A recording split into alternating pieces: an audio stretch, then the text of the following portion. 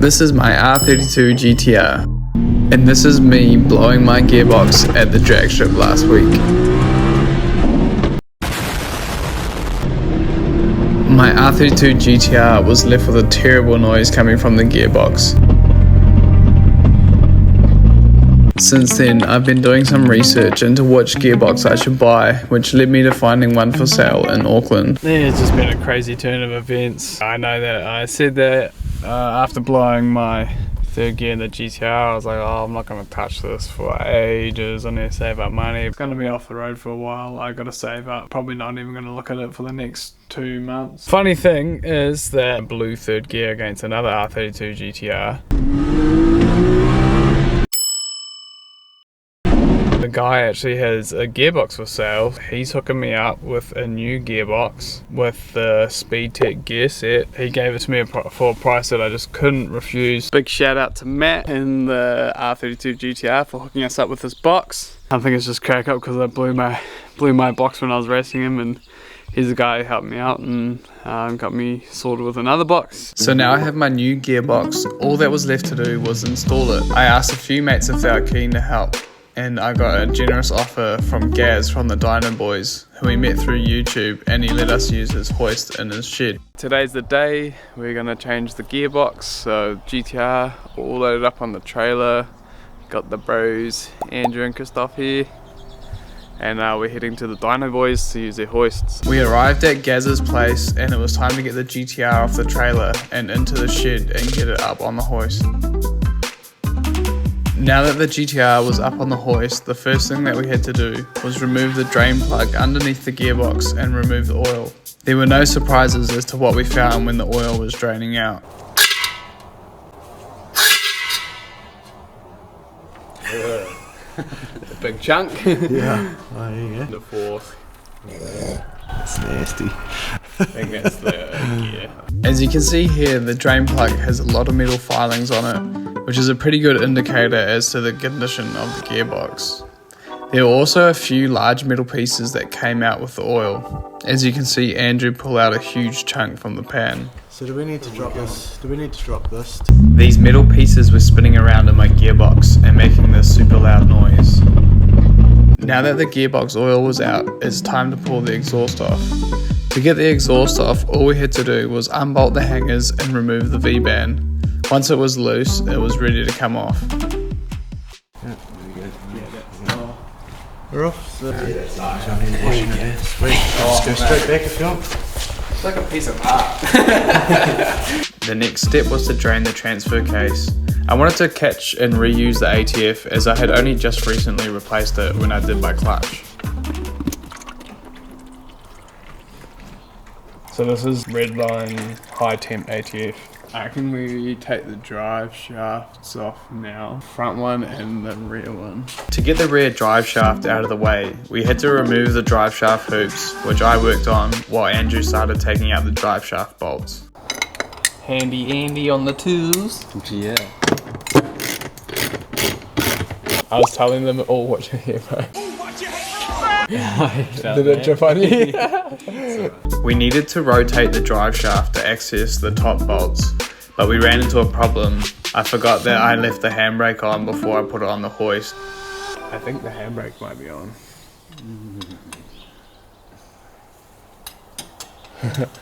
Shot out, Matt. Got a ladder? Yep, ladder's over there. Oh, we do? Yeah. Luckily Gaz had a ladder, so I used that to climb up to the driver's side and pull the handbrake off.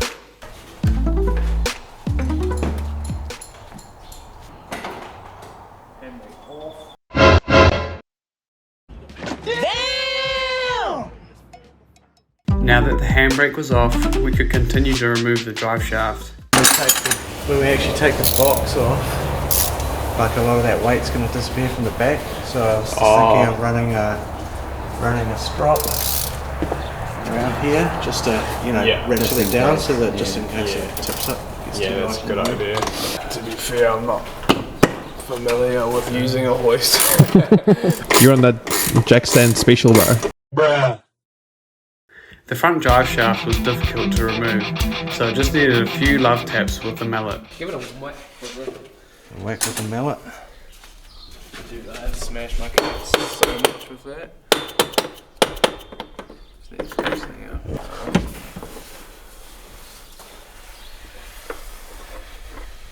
Yeah, that's clean as.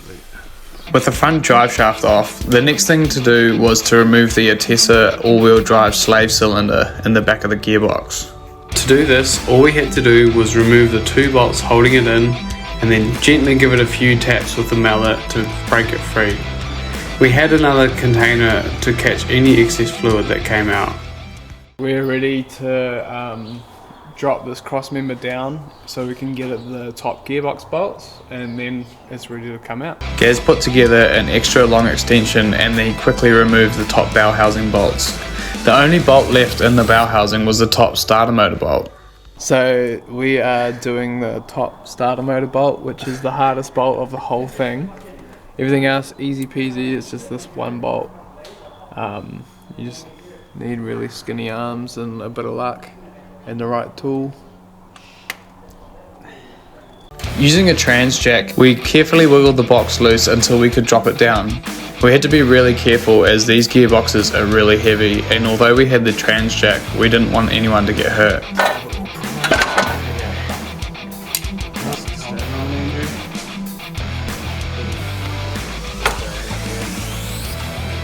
It's off.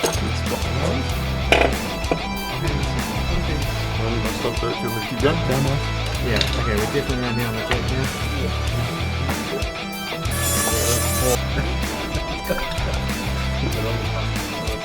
With the gearbox out of the car, it's time to remove the transfer case and swap it onto the new box. There were a lot of bolts holding the transfer case on, and we had to remove the 2 pins holding the shifter linkage on. The transfer case took a bit to split, but with a few love taps with the mallet and a bit of prying, it split nicely.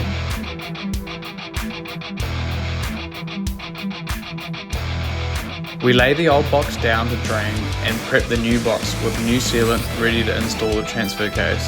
The transfer case lined up perfectly and went on without too much of a hassle.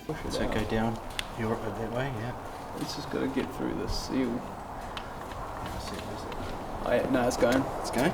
Yeah. Sweet! Okay, Now we just need to line up the dowels.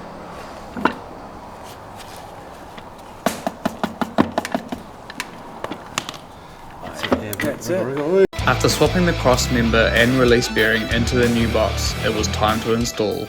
We've got the transfer case on the new box, all the bits and pieces bolted back on, cross member, and ready to chuck it back in the car, which is probably the hardest part. No, just getting that input shaft and it's getting it in the hole, right? Yeah. Tough job. The hardest part about putting a gearbox in is definitely getting the input shaft into the clutch. But without too much drama, it slipped right in. Then we put all the bow housing bolts in, and Andrew with his skinny hands again got the top starter motor bolt back in. Probably cheaper, I suppose, to get skinny hands. Instead of money, right? Have you done that top starter motor? He done. Oh, the man. Well, you just have like such handy little skinny arms. Everyone got to work reinstalling all the parts we had taken off.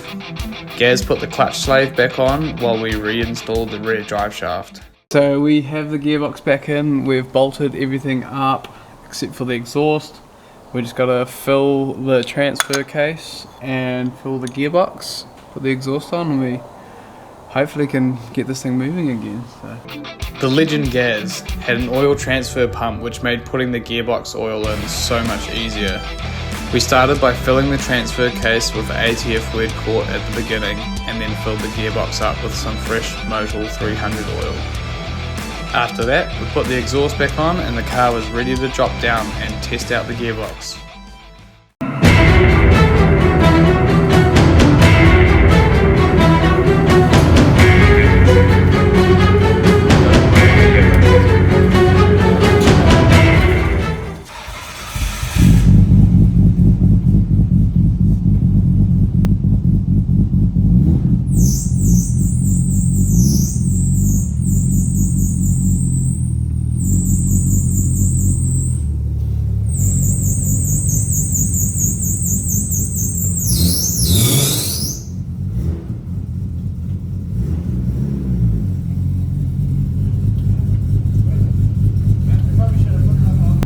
GTR and I'm going to take it for its first proper drive.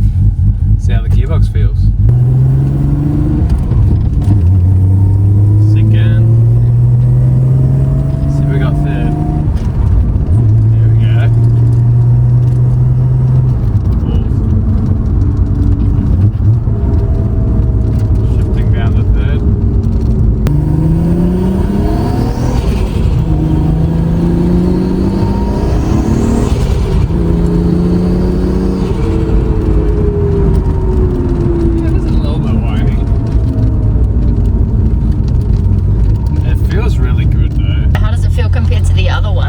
Gearbox. It feels way better.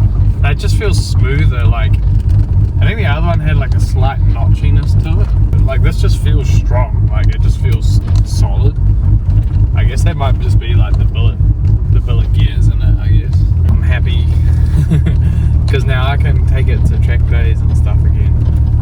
Whereas before I was like, oh, I'm gonna miss out on all the events. Alright, so that's the end of the video. I hope you guys enjoyed seeing me get my gearbox back together. A shout out to Dino Boys, Gaz, and Andrew for letting me come and use your shed. I really appreciate it. You guys are such good dudes. And yeah, I appreciate all your help. Like, you even helped us do the job, let alone let us use your shed. So thank you so much for that. Also got to say thank you to the bros Andrew and Christoph for helping me out on the day.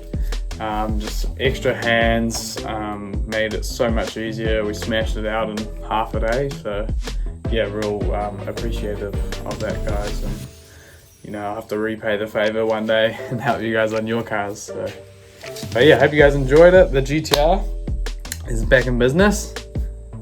So yeah, hopefully we can get some track videos soon.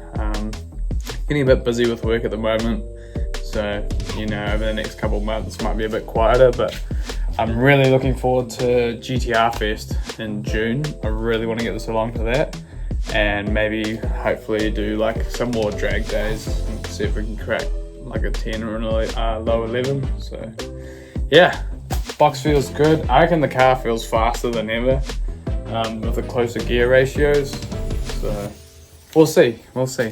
Thanks for watching, like and subscribe.